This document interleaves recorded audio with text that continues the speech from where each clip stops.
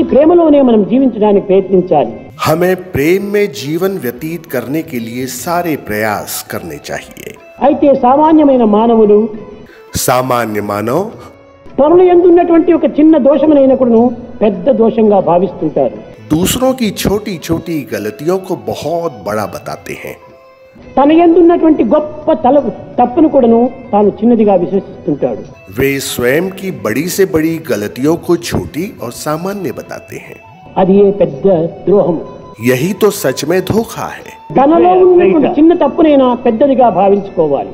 हमें अपनी छोटी गलतियों को बहुत बड़ा मानकर देखना चाहिए పరుల యందు ఉన్నటువంటి పెద్ద తప్పునైనా కూడా చిన్నదిగా మనం విశ్వసించాలి. और दूसरों की बड़ी गलतियों को भी बहुत छोटा मानकर देखना चाहिए. అప్పుడే మనం తప్పులు చేయకుండా ఉండడానికి అవకాశం ఏర్పడుతుంది. तभी ऐसी संभावना बनेगी कि किसी से भी कोई गलती नहीं होगी. తన చిన్న తప్పునైనా కూడా పెద్దదిగా భావించినప్పుడు ఇంకా పెద్ద తప్పు చేయడానికి వీడు పాల్పడడు. जब कोई अपनी छोटी गलतियों को भी बहुत बड़ी गलतियों के रूप में देखेगा तो उससे कभी कोई गलती नहीं होगी.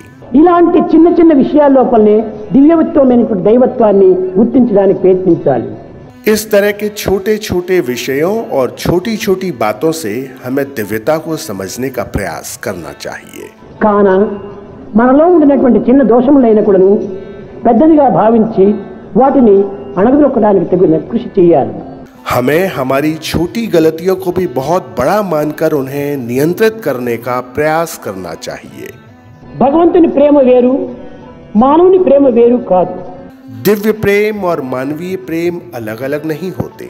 ఇది వ్యావహారికమైనటువంటి లవ్ ప్రాపంచకమది. परंतु मानवीय प्रेम सांसारिक होता है. పారమార్థిక సంబంధమైనటువంటిది ఈ యొక్క దివ్యమైన ప్రేమ. दिव्य प्रेम दिव्यता के प्रति अर्थात आध्यात्मिक होता है. ఈ రెండింటికి చాలా వ్యత్యాసం ఉంటుండాలి. इन दोनों में बहुत बड़ा अंतर है. పరమాత్మ ప్రేమ స్వార్థరహితమైన ప్రేమ. ईश्वर का प्रेम निस्वार्थ होता है. ఎట్టి స్వార్థము పరమాత్మని యందు కనిపించదు. भगवान में स्वार्थ का कभी भी जरा सा भी अंश नहीं होता. అందువల్లనే పరమాత్మని ప్రేమ పరిశుద్ధమైనదిగా ఉంటుంది. दिव्य प्रेम बिल्कुल शुद्ध और पवित्र होता है.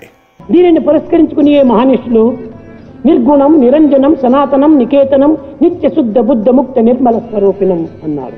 इसी के आधार पर प्राचीन विद्वानों ने दिव्यता को निर्गुण बताया है. निरंजनम यानी निष्कलंक, निरंतर यानी सनातन, निकेतनम यानी अंतिम गंतव्य या परम धाम, नित्य यानी सदैव नया शुद्ध बुद्ध और मुक्त निर्मल स्वरूप का. ఇలాంటి ప్రేమ తత్వాన్ని మనము అనుభవించాలనుకుంటే ఈ సంకుచితమైనటువంటి హృదయాలు కలిగినటువంటి వారికి ఇది సరైనట్టుగా కనిపించదు. इस तरह इस मूल्यवान प्रेम को अनुभव करने पर कोई संकुचित हृदय के साथ कैसे रह सकता है. వారి ప్రేమ స్వార్థంతో కూడినటువంటిది. मानवीय प्रेम स्वार्थ से भरा होता है. భగవత్ ప్రేమ నిస్వార్థంతో చేరినటువంటిది. ईश्वरीय प्रेम निस्वार्थ होता है. ఒక చిన్న ఉదాహరణ. एक छोटा सा उदाहरण है. ఈనాటి యువకులు వారి ప్రేమను ప్రప్రథమ లోపల గొప్పదిగా భావించి విశాలంగా నిరూపిస్తుంటారు. इस आधुनिक युग में युवा अपने अत्यंत अल्प प्रेम को भी बहुत बड़ा समझते हैं. విద్యను పూర్తిగా గడిపిన తర్వాత जिस क्षण वे अपना अध्ययन पूर्ण करते हैं, గురుకులంను వదిలిన తర్వాత जैसे ही वे अपने विद्यालय को छोड़ते हैं, గృహస్థాశ్రమంలో ప్రవేశిస్తారు. वे गृहस्थ की स्थिति में आ जाते हैं. ఈ గృహస్థాశ్రమంలో ప్రవేశించినప్పుడు వీరికి వివాహం జరుగుతుంది. उनका विवाह हो जाता है और वे गृहस्थ बन जाते हैं.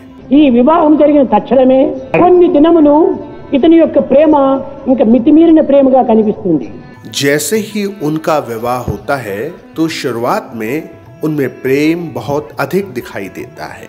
అప్పుడు వైఫే లైఫ్ గా భావిస్తాడు. उस समय वे अपनी पत्नी को ही अपना जीवन मानते हैं.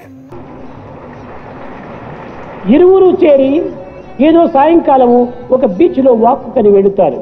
शाम के समय दोनों समुद्र किनारे साथ साथ घूमने जाते हैं. కానీ భార్య పైన ఉన్నటువంటి యొక్క ఈ లౌకికమైన భౌతికమైనటువంటి యొక్క అస్థిరమైనటువంటి ప్రేమ ద్వారా తన కంటికి ఒక ముళ్ళు కనిపిస్తుంది. अपनी पत्नी के प्रति इस तीव्र भौतिक प्रेम के कारण जब पति को रास्ते में एक कांटा दिखता है, తక్షణమే ఆ భార్య చేయబట్టి తారం తారం తారని లాగుతాడు వెనక్కి. तो पति शीघ्रता से अपनी पत्नी का हाथ थामकर कहता है, संभल कर, वहाँ कांटा है।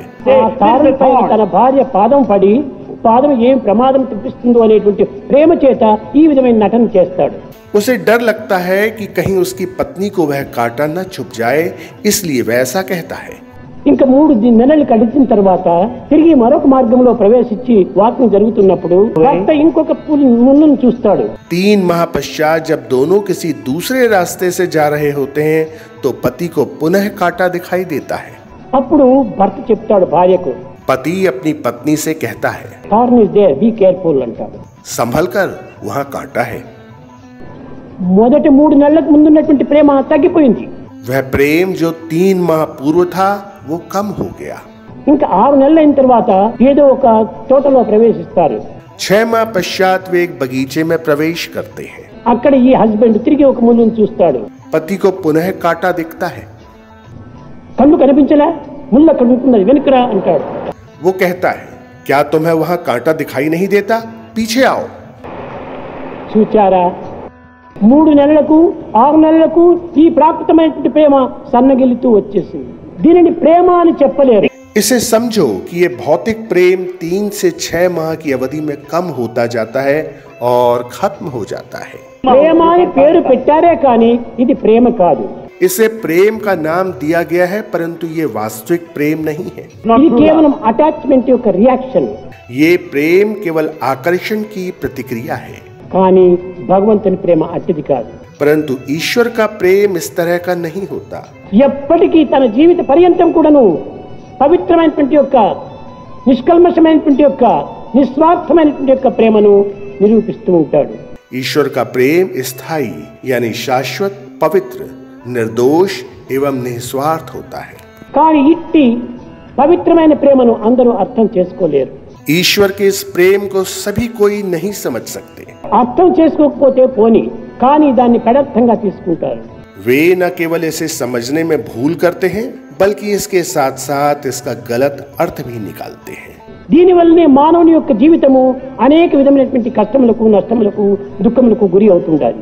इसी कारण से मानव जीवन कई चिंताओं और परेशानियों से घिरा रहता है। తుచ్చమైనటువంటి యొక్క కోరికల చేత భగవంతుని ప్రార్థించి తద్వారా కొంత నిరాశ కలిగిన తర్వాత భగవంతుని ద్వేషిస్తుంటారు.